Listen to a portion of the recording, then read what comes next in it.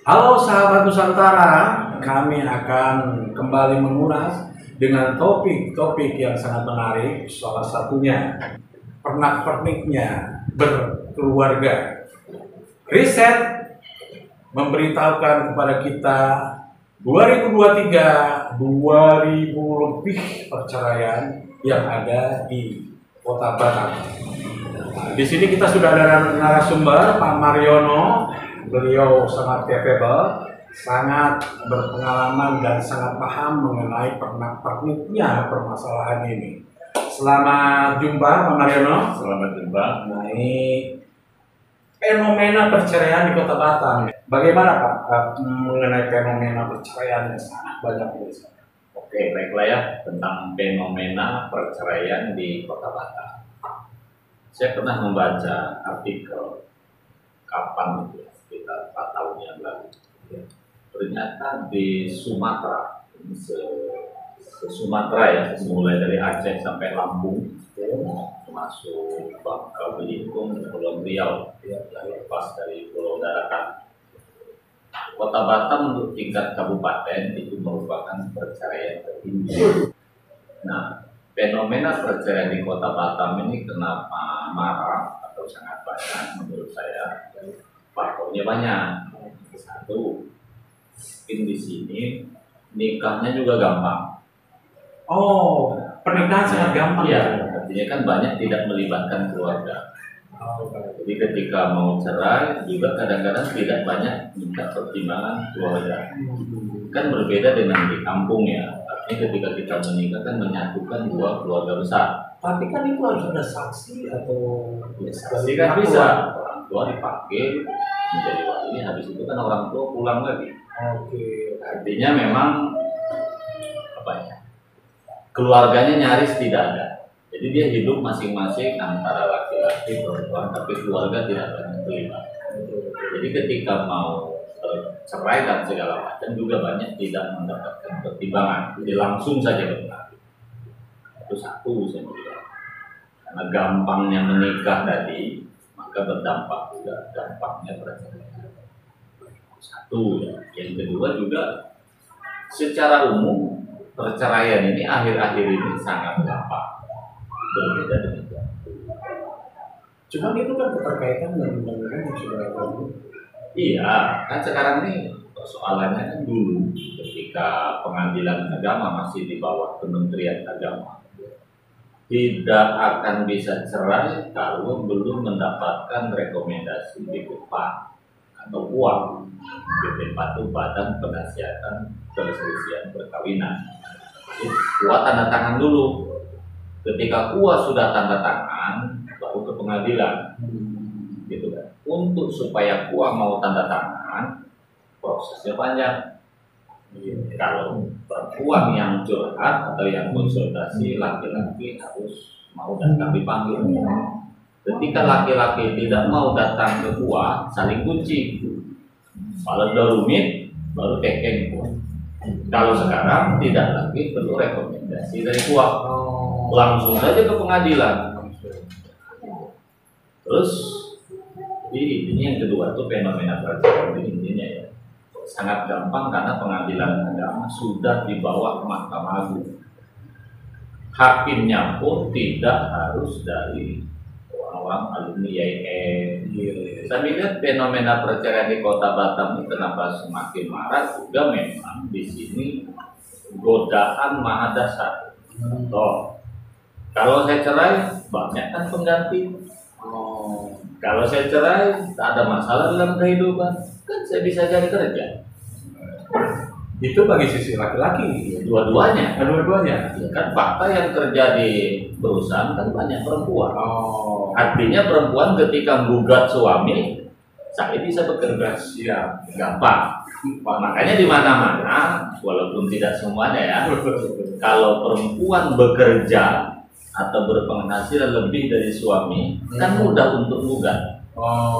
Kan berbeda dengan kalau perempuan nganggur. Dan fakta hari ini yang banyak menggugat kan 70% perempuan. Gitu kan? Artinya peluang lepas dari suami itu semakin berani karena dia beranggapan saya akan hidup juga tanpa suami. Godaan tuh banyak. Jadi bukan berarti karena ada selingkuhan. Iya. Kan umumnya orang kalau mau cerai ini kan satu, kira-kira masa depan anak bagaimana? Kira-kira keluarga saya ini menganggap saya ini bagaimana? Saya ini bisa hidup apa tidak? Di Batam keluarga tidak akan dipersalahkan. Anak bisa hidup. Ketika ada masalah, anak ditaruh di panti. Terus faktor-faktor yang paling berpengaruh terhadap perceraian itu artinya apa dari sisi ekonomi atau dari sisi orang kedua? Ya, ini faktor pada perceraian.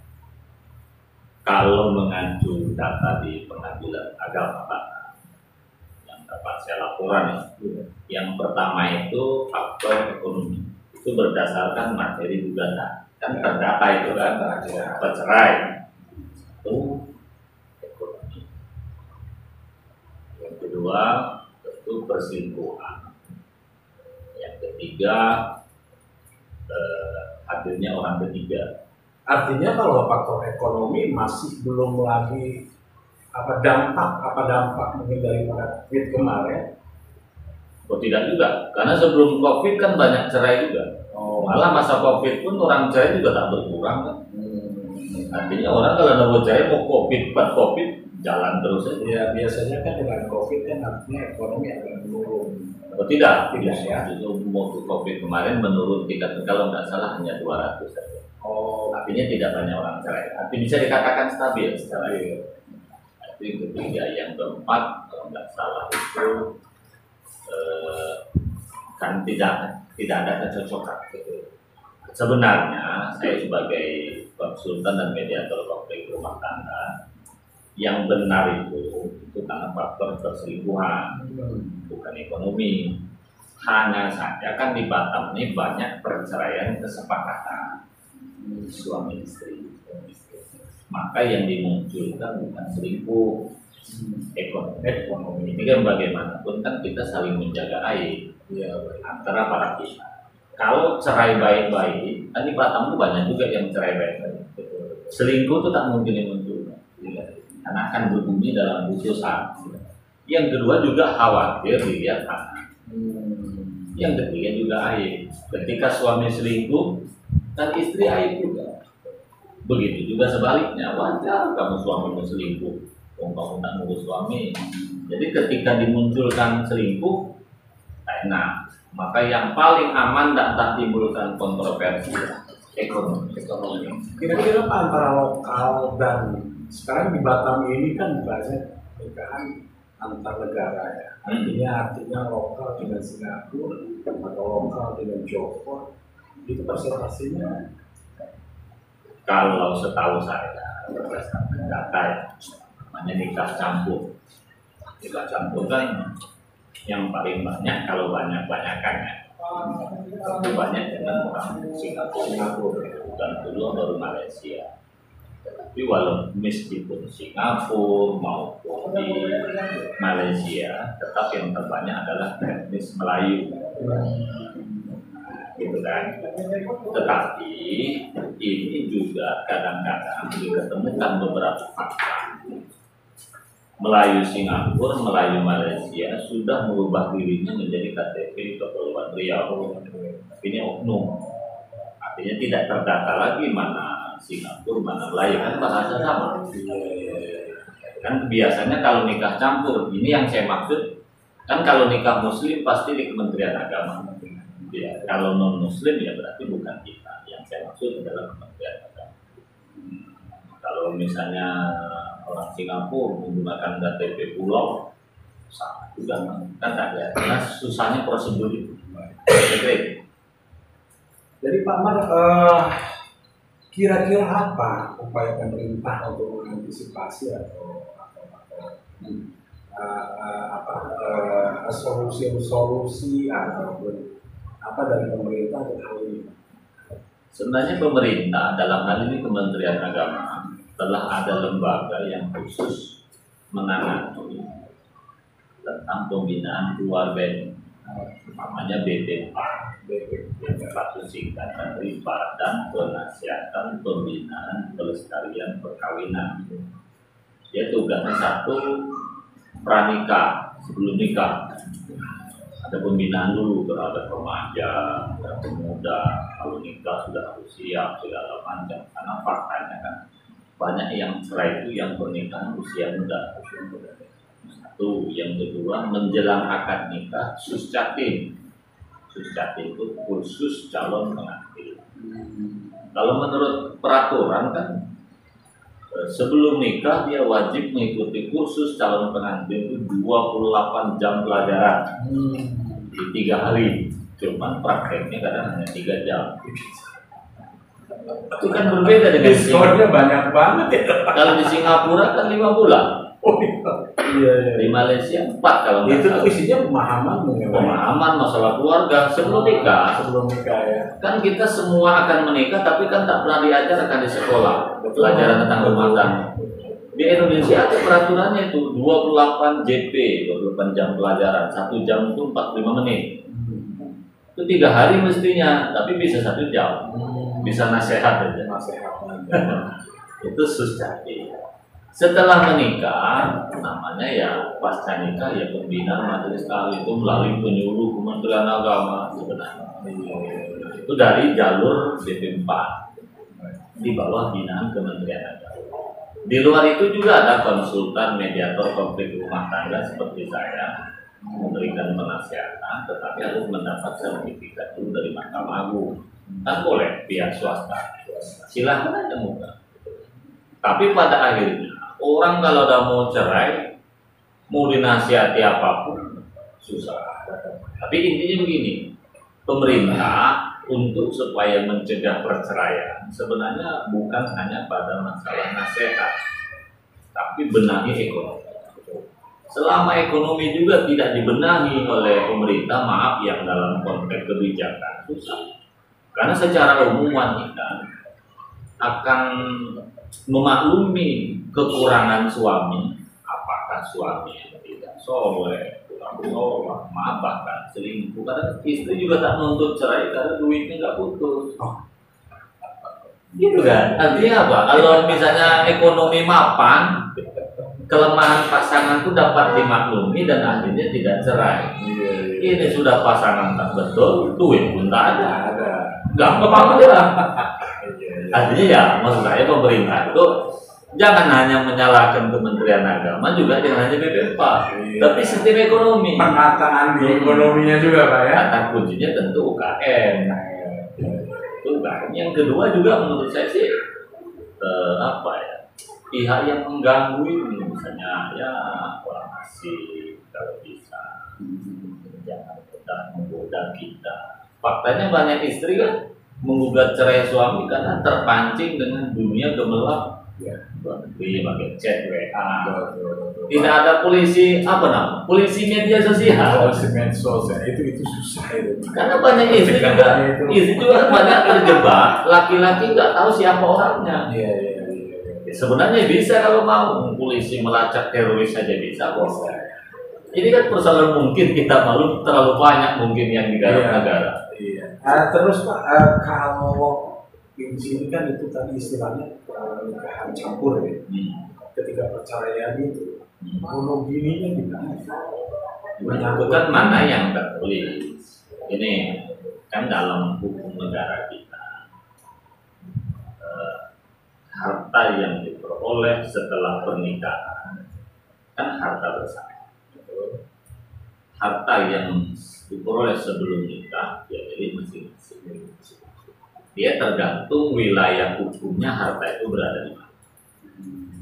Dan berlaku hukum masing-masing. Kalau misalkan ketika mereka menikah ternyata makmur, ternyata maju secara ekonomi, terus mereka beli misalkan apartemen di Singapura, ya berlaku hukum di sana. Artinya tidak bisa nggak bisa. Jadi gini, kalau harta bendanya itu di Indonesia, berarti berlaku hukum Indonesia. Sama dengan pensiunan, kan yang jadi problem itu. Kalau kita nikah dengan Singapura, kalau nikahnya itu nikah resmi artinya tercatat, Kan kalau meninggal suami kita, perempuannya orang Indonesia ya, berarti kan pensiunannya jatuh ke sini. Artinya tercatat itu tercatat di sini dan tercatat Dua-duanya. di negara Dua-duanya. Singapura. Kita yang akan membawa. Nah, tapi kalau pernikahan tidak tercatat, di sana nggak bisa melepas. Tercatat itu pun harus resmi. Ya artinya si istri itu kalau memang itu bisa ke Singapura untuk pengurusan itu. Bisa. Yang penting pernikahannya dicatat juga di sana. Problem hari ini banyak orang Singapura nikah dengan kita memasukkan identitas. Misalnya itu tadi menggunakan calo. Ada buku nikah memang di sini, tapi tidak tercatat di sana. Jadi harta yang di sana nggak bisa lari ke sini. Nah kalau ini ada penyuluhannya, Gimana? kan perlindungan kepada wanita Indonesia yang menikah. Saya secara pribadi kebetulan kan membina juga istri simpanan 50 orang sebulan 2 kali juga membina para PSK. Artinya itu pun sudah dibahas dengan mereka. Sudah, cuman yang paling sedih kan juga banyak para wanita yang menjadi bahasa lain istri simpanan itu yang menikah. Banyak juga yang pendidikannya tidak seberapa, khususnya yang terkait Singapura Malaysia ya. Yang paling enak itu sebenarnya bukan berarti untuk ditiru kalau gitu. Kalau misalnya nikah dengan orang asing, Prancis, Amerika, Rusia, Inggris, Jerman, mewah dia. Rumah dibelikan, mobil ada, apartemen, tinggal sekitar kita ini. Yang susah kalau nikah dengan tetangga sebelah ini. Kadang rumah hanya dikontrakan, kendaraan tidak ada. Kadang rumah dibelikan. Iya disewakan. Kadang dibelikan rumah, tapi bukan atas nama dia, bukan atas nama bersama. Kalau tiba-tiba macam-macam, surat rumah ditarik kan gitu. Makanya saya berharap kawan-kawan kalau mau dikawin dengan orang asing, dia cari orang barat, tapi tetap harus muslim. Ya gitu. Ya artinya kan ini menyangkut juga hak seorang perempuan Indonesia, khususnya Batam lah, ketika menikah dengan orang luar, jika perceraian terjadi atau meninggal terjadi, kan mereka ada hak juga untuk. Kalau tercatat ada hak, jadi ada dua. Pertama, kan yang banyak orang Indonesia itu yang pihak perempuan ya. Pihak perempuan. Bisa dapat harta itu satu kalau pernikahannya legal, resmi di sana. Bukan berarti resmi di Batam aja. Tidak, kan hartanya di sana. Di sana. Kan hartanya di sana. Yang mengeksekusikan pemerintahan di sana.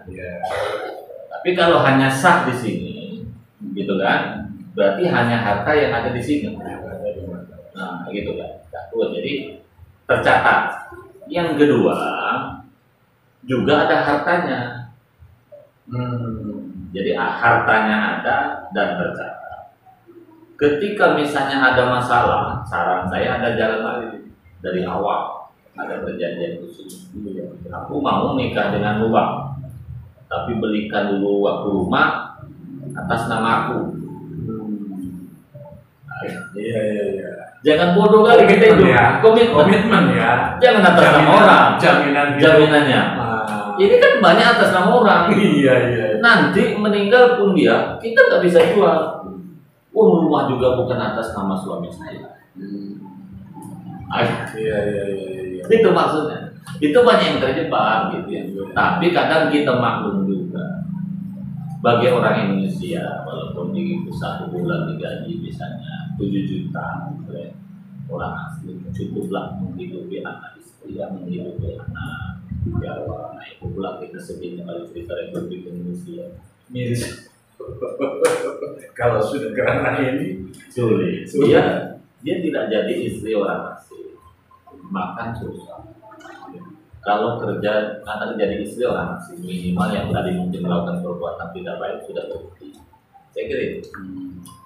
Jadi apa pesan-pesan Pak ini untuk halayak, terutama untuk ibu-ibu atau para wanita? Ya pertama menurut saya kalau supaya keluarga kita sakinah mawaddah warahmah, bahagia. Pertama, sebelum nikah itu pastikan pilih pasangan yang terbaik. Terbaik itu dalam artian di sini kalau bisa ikuti ketentuan pemerintah. Usia tepat menikah bagi laki-laki kan 25 tahun, bagi perempuan 23, usia matang. Ya. Baik, ini luar biasa Pak Mar, banyak sekali yang nanti akan kita bahas selanjutnya. Mungkin ini episode kita saat ini, dan tentunya ada kelanjutannya karena memang ini sangat banyak yang harus kita bahas mengenai hal ini yang tentunya mudah-mudahan ke depannya bisa minimal menurunkan. Kita nggak boleh melarang orang cerai. Nggak boleh melarang ya. Karena agama juga membolehkan. Kecuali agama melarang. Negara juga membolehkan. Membolehkan ya. Tetapi paling tidak kan kalau ada bahasa kata cerai katanya di alam barzah itu sudah bergetar kan? Ya, kalau tidak syar'i. Kalau tidak syar'i. Kalau syar'i kan boleh. Dalam Islam boleh kok. Boleh. Negara aja membolehkan. Cuman kasihan anak-anaknya Pak. Itu soal lain. Oke Pak Mariono, terima kasih. Salam Nusantara.